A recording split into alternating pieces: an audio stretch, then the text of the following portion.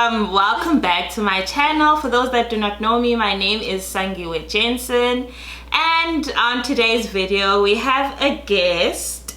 Do you want to introduce yourself, guest? I don't even know what to say, but hi guys, my name is Gloria. We made a video together, so guys, follow me on my channel. She's gonna leave it down below, so you can check out our makeup tutorial that we did together. But this look, actually. Yep, both these looks we did. Okay, so on today's video we will be speaking about ways to prepare for a marriage-based adjustment of status, green card. And the reason why I chose to have Gloria with us on this video is because we have different experiences of this process. She used a lawyer, and I did not use a lawyer. I did everything myself. So she'll give you guys her perspective of having a lawyer, and then I will give you guys my perspective of not having a lawyer and the challenges that we might have faced or how easy it was, so that you guys can decide whether you want to use a lawyer for this process or not use a lawyer.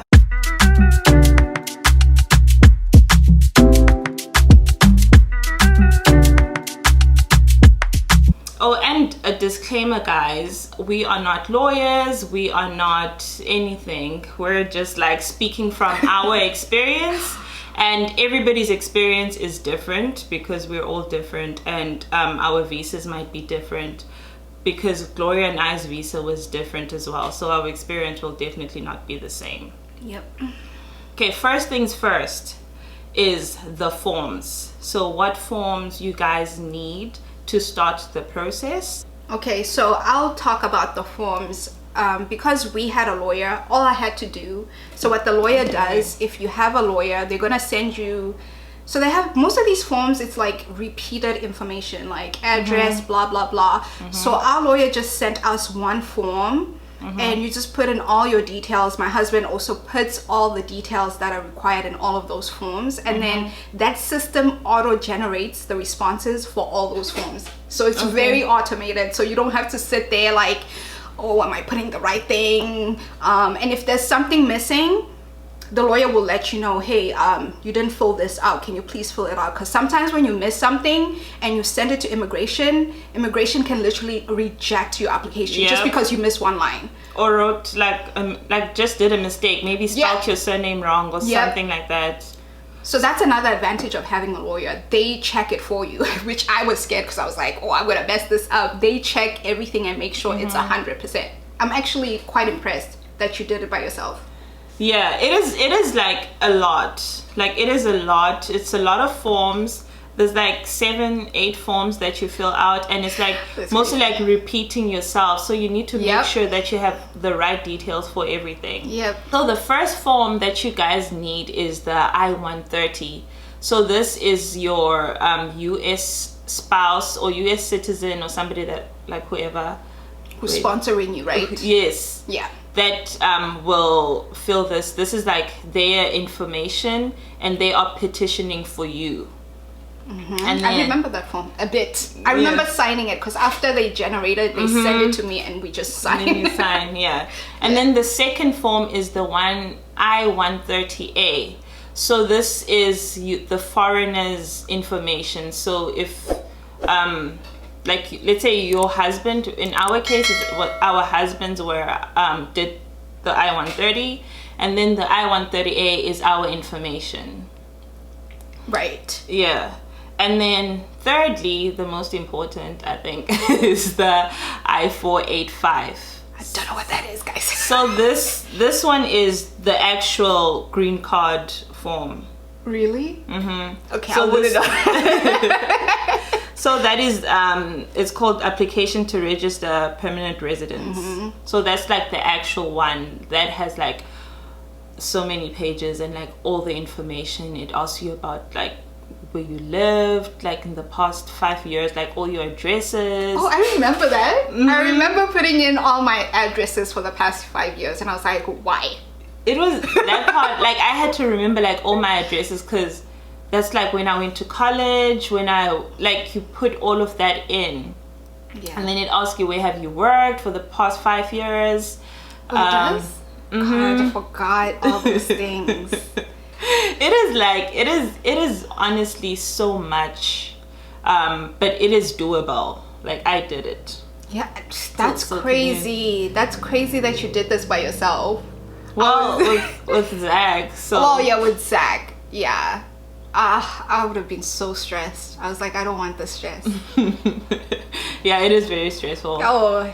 And then the next form is your I-765. This is your employment authorization form. So you can get like a work permit while you're waiting for the green card.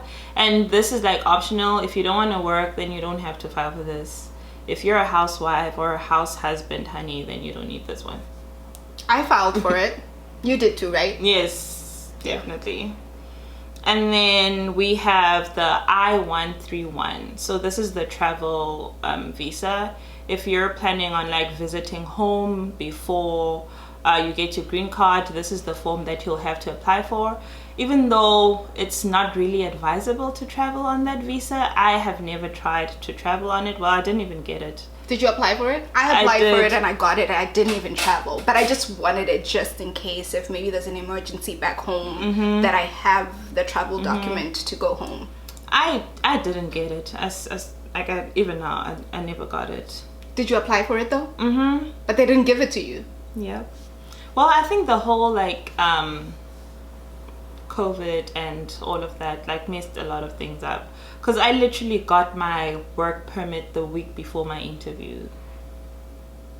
Oh, that's crazy because I got my work permit at least like, I believe maybe 3 months before I got the interview. Really? Yeah, because the permit is supposed to allow you to at least work while you're going through the process. They did you dirty. I know. They did you dirty. Like now you paid, because I feel like for some of these things you pay extra, right? To have the permit, to have the travel document, you pay a little extra, right? No, or am I wrong? If you're submitting all the forms at the same time, you're only gonna have 2 payments. So you're gonna pay for the I remember paying for the travel document, not the work permit, but I know I paid extra for the travel document for sure. They charge you extra. Really? Yeah. No, with that we didn't pay extra. So you pay for the I-130A. In 2020 it was $535 just for the I-130A, like the petition, and then you pay $1,225 for all the other forms. So your I-485, which is like the main one, and then all the other ones go under that. So like the travel, the employment, the I think I paid extra for the travel one. I remember specifically my lawyer saying, because the travel document is optional, you can opt out of it. Like you can be like, oh, I'm not gonna travel. So it's more work for them to get you the travel document. I remember paying extra. It was probably not an exhaustive amount of money, but I definitely paid extra for the travel document. Oh, am I tweaking? I know we paid I think the other one that is separate is the biometrics, but I think it's included in that. I think it's like $85 if I'm not mistaken. And the medical. Yes, the medical, you definitely pay extra for that. Yeah. So that's the other form that they want. So I took my medical with me to the interview. I know some people submit the medical with that's what you did? Yeah, I didn't submit it with the application, but I submitted it like probably a month after, but I didn't submit it at the interview. I did it before the interview and sent it in. Okay, so I took it with me to the interview. And you can do both, right? Yeah, you can do like all 3 ways. Either you like submit it with the rest of the documents, or you submit it after, or whatever. Because you have to pay for it, and if you lose it you have to redo it. So I was just scared. I wanted to give it to them, and it was a lot of money, right? $200 or something to get like a physical. America really annoys me. I think I paid we paid more than, how much did we pay? I think like $300. So each doctor's different. Yeah, it's different. Yeah, I remember I paid $200 and something, but still, that's still a lot of money for somebody to just be like, oh, okay. nothing here. Yeah. Which was basically it, unless I had like hepatitis, something like that's very contagious. Yeah, you can't. Yeah, that's what I think they check 3 things. They check that hepatitis. They check TB. I can't remember the third one that they check. Then they check if you got all your immunizations and if you vaccinations didn't, and all your vaccinations. And if you didn't, they give it to you. At that. Oh, did you have that? Maybe that's why yours was extra. Did you have all your vaccinations? I did, but then it was past 10 years. Oh, mine wasn't. So they said it had to be 10 years. 10 years, yeah. And I got mine when I was still a kid. So it had passed 10 years, so I had to like I had to get them the extra dose like when I went to college. So when you go to college in the US, you have to redo those vaccinations. So that's why mine went through. Okay. And then the other form that we did was I-944, and this is like the Declaration of Self-Sufficiency. Oh, yep. To show that like in the future you won't need government assistance. Like you're not like coming to America and you're gonna be a burden. Yeah. And I think they also want to check that your spouse makes more than the poverty line, which is not a lot of money. 20,000. 20,000, which I'm like, how is that above the poverty line when you're making $20,000 a year? Like if you're making $20,000 a year, you are poor. Sorry to say. Even 30,000, bro. Like 40,000. Well, maybe 40,000 is. Okay. It's still not comfortable, but as a family, yeah, 40,000 as a family. It's not poverty. It's not poverty, but it's just like meeting ends meet, and But I guess it's good that it's low. yeah, because like I know a lot of people that actually have to be sponsored by parents, right? And I'm just like thinking, yeah. Let me not judge. Yeah. I was about to say, why are you marrying somebody that can't afford 20,000 a year? Ooh. Okay. My lips are sealed. You didn't hear that? We didn't hear that? I'm joking, guys. It's just a joke. It's fine. It's fine.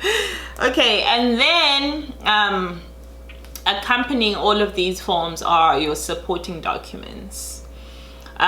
First things first, you need an unabridged birth certificate. So I have a story to tell about that. I have a story to tell. And the thing is, I thought you just need like your normal birth certificate. No, that is not unabridged.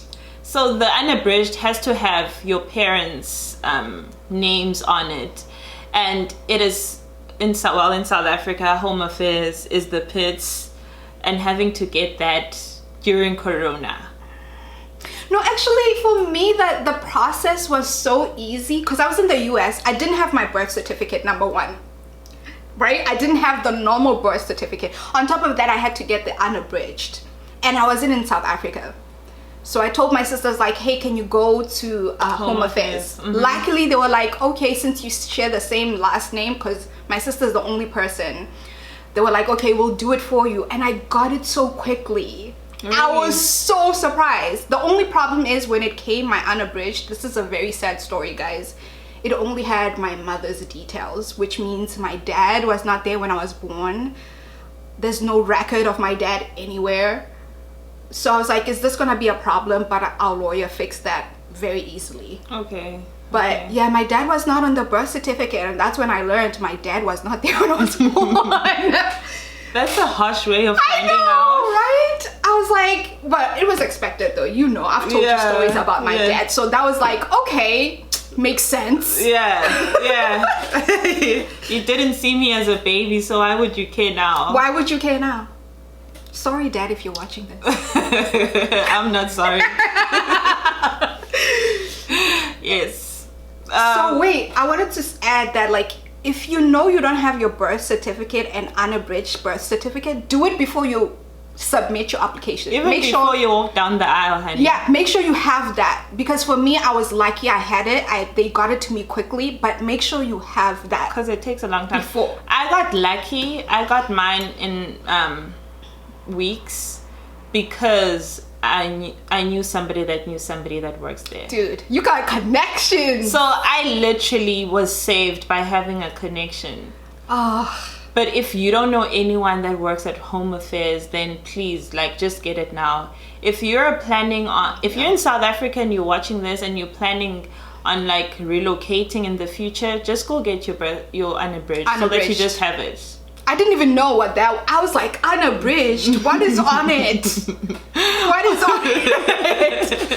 Unabridged what? What are you guys talking about? I was thinking, why do you need my mom's name there and my dad's name? Like, ugh, really? Really? But yeah, you get denied if you don't have that. I know, you will get denied. I almost got denied because I didn't have my dad on it. Yeah. Which I was gonna be pissed. I was gonna hate him for the rest of my life. Why weren't you there when I was born? Like, you're making my life complicated. Complicated! But yeah. You only had one job. One. Okay, and then you need your marriage certificate. So marriage certificate, Baba, you get it like before you get married or after, I don't know. And you can be married anywhere. Like, let's say you and your spouse got married in South Africa. You bring the South African marriage certificate. It still qualifies. You don't have to have been married in the US. Yeah. And then you need your I-94. I'm sure you guys know what that is. And then you need your IDs, like your identifications, both you and your spouse. And then you need your visa, like how the entry that you came with. So if you have a J1, F1, like whatever K1 that you have, you need to submit that. And then you need like pictures of like you and your husband, joint details like bank details, could be apartment, it could be just like anything that shows that you guys are a married couple and you have joint things together. Joint assets, very important. That More is important than pictures. Yeah, that is like very important because I mean you can like change outfits in one day and like you know, and take pictures. So they need evidence showing that you guys are really a couple and you guys are like kind of maybe living together to show that like it's a relationship, you know. Yeah, especially sharing finances. Once you can prove that you guys have joined your lives financially, that's huge evidence. Yeah. What else? Are we forgetting something? We also added like travel stuff. Oh like yeah, we also. documents. So guys, let me tell you, our situation was different because before we got married, our relationship was mostly long distance. Oh yeah, same here, same here. I mean, we lived together, not together, but in the same city like the first year, and then most of it was long distance. So I had to like create like a set of documents showing the tickets he bought coming to see me in LA and me leaving LA to come see him in Portland. So save those tickets where you guys visit each other. Yeah, so yeah, same here, that's what we did. And we couldn't even like really see each other that much because Corona hit, but we're like, oh, we're just gonna submit what we have. Yeah, and I think it's very easy to tell when a relationship is fake. Like, don't even worry. Like, if you know what you have is real and you're doing it for the right reasons, don't even worry if you don't have certain things like long distance relationship, we didn't see each other too much. Yeah. Oh, what you can also submit if you've never seen your partner is your telephone. Oh yeah, we did that. Yeah, your history, conversations. right? We actually screen grabbed like our first conversations, like asking how long each other. it was. I remember that. Yeah, text messages like that counts. Yeah, like send each other sweet messages. Flirt. I'm screen grabbing this. Whoever's reading this is gonna be I like, know. oh my gosh. Can you imagine the people? What do they speak about? I know. I wonder, like, these people look through our lives that they're like, oh, okay, drama. Like, oh, she's sweet. He's sweet. Yeah. I would enjoy that job. Just saying. You're just looking through people's business. Yeah, literally. For a living. Okay, and then now you guys are kind of like prepared with paperwork and all of that. Now I want to get into the emotional preparation of this process. This process is like emotionally draining. It is emotionally exhausting, especially if you're like doing it by yourself with your husband, we had our really first big fights, my husband and I, because of this. Like, guys, I don't even know how to explain it. And everyone that I've spoken to that has done this process says the same thing, that they fought. Because it's like really frustrating. Like, this whole process is frustrating. So both of you guys are like at your peak of frustration, and then like somebody's not doing something the way that you want them to do it, so that frustrates you. You guys are like literally trying to do the same job at the same time, and you guys have like different personalities, or you work different. So you really need to make sure that you guys are like strong enough before you start the process, because this can like make or break you guys. I'll be honest with that part. And you need to don't involve emotions too much when you're doing this. Just take it as if you're at work, and then after, like, let's say you guys set like 2 hours of the day, that okay, for 2 hours we're going to be working on this and this and this. So in that 2 hours, if you guys fight and whatever, when you're done with that, please just like get over it, because it's gonna like be so strenuous on your relationship. I think we didn't have that problem, because like Really? our lawyer sent a link to my husband, to me, so like we just typed out our responses and sent it to the lawyer. What we got back are forms, and we signed them. So we didn't have that problem where we're fighting over the actual work we have to do.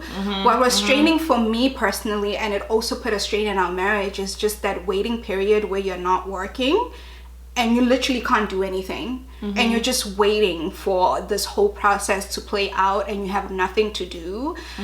That was frustrating. Like, I felt probably the lowest I've ever felt. I felt useless. I just felt like, what do I even do? You're just a human being, just like existing.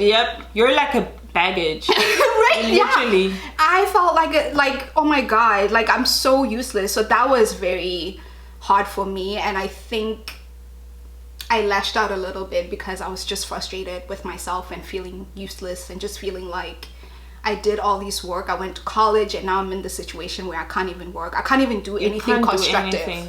Literally. And even the things that I love, like doing YouTube, I tried sticking to it, but like I was just feeling so worthless, so low. And I know like I should have just hang on, like it's just a process. It's not like I was deciding to be jobless, right? Yeah. And you kind of forget. You feel like, oh, you made the choice to be jobless, but it's not. Yeah. You're working through the process. So that was hard, like, on our relationship for sure. Yeah, I'll definitely agree with that. I think for the first time in my life, I experienced depression because of... Oh, that was not my first time. But it was my lowest. Like, this hit me so hard. And like, I was very close with my dad. I lost my dad 2016, and everybody thought maybe I'm gonna like be depressed. Yes, I was like, I felt like I was at my lowest, but then when like the whole immigration process, I think maybe it like brought back all the other like emotions that I've had, like all the like, because you like sitting at home not doing anything, so you think about everything, like what is happening with my life? Is this my life? And then you watch people on social media just doing things, and you're like sitting at home just watching them. Yeah, guys, yo, that was ghetto. You don't have an income. No income. So you can't even it's like this, like your partner is literally like taking care of like all Everything. your needs. You're like a child. So you can't expect other stuff, because you're like, oh, I wish I could like go out this weekend. But it's even hard for you to like expect stuff like that. That's very true. That's because very like true. You already know that this, even if your partner can afford, I'm not a person that is like very used to like having people do stuff for me. So it was very difficult to have to like ask for literally like especially a man. Like, I've had other people support me, but like being supported by a man, ooh. I want to be spoiled by a man, right? Not really like while you have your own money, right? Yeah. Like, that hits different. But when you don't have your own money and a man is taking care, that's a scary space. No matter how sweet the man is, it's a scary space to be in. And you just like feel, I used to feel bad for him. It's like, this poor guy, he was getting a wife, and instead he got a child.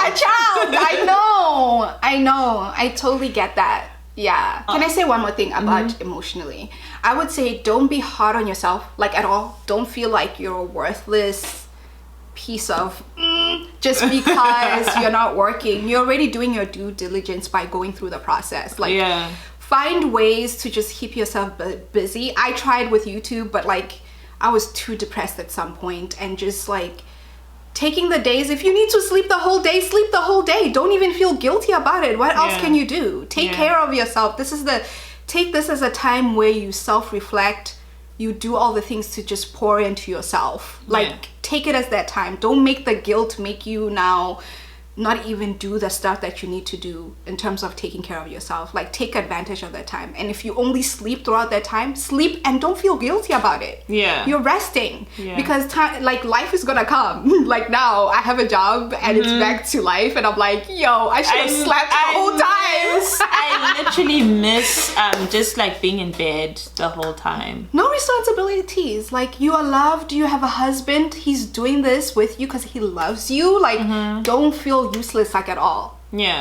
And most people don't even know this, but that's like, that's the main reason why I started my YouTube channel, and I started my wellness chamber Instagram, because I wanted to find things like to keep me busy, because like shooting and like doing posting and all of that, it feels like a job, even though you're not like getting paid for it at that moment. But it does feel like, oh, today I need to wake up, I need to do this, I need to do that.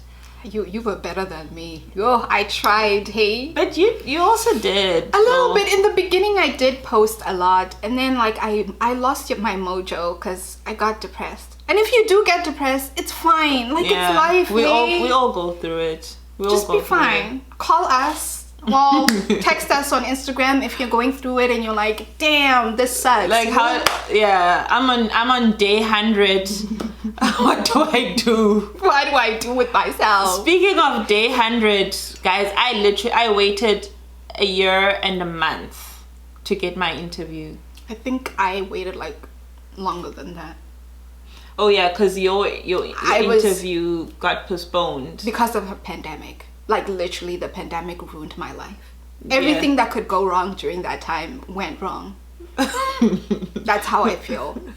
On top of that, I also applied for my passport then, like, during that time, and I still haven't gotten it to South Africa.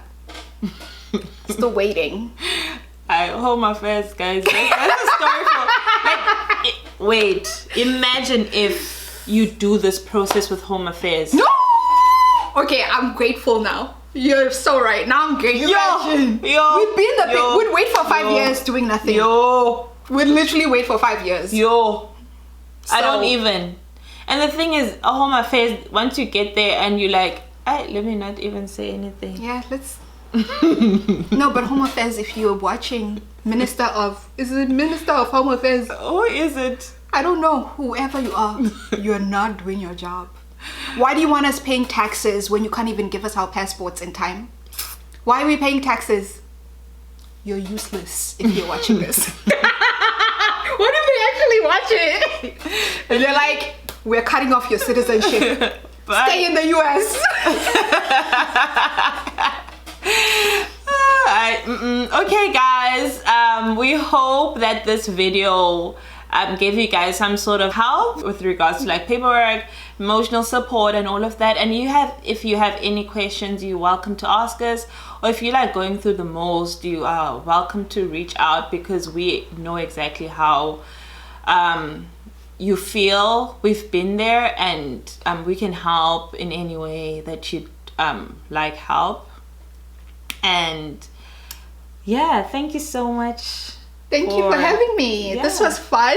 I thought there was gonna be a serious video, which it kind of was, but I really enjoyed talking about this because I felt like I was gonna be useless. I was texting her last night. I was like, dude, I feel like I'm gonna be useless in this video because like the lawyer did most of the things. Yeah. But she was like, come on, you do have a perspective that is valuable. Yeah. So thank you for having me. So it's up to you guys if you want to have a lawyer or not. But yeah. Okay. That is all. Thank you so much for watching. Bye.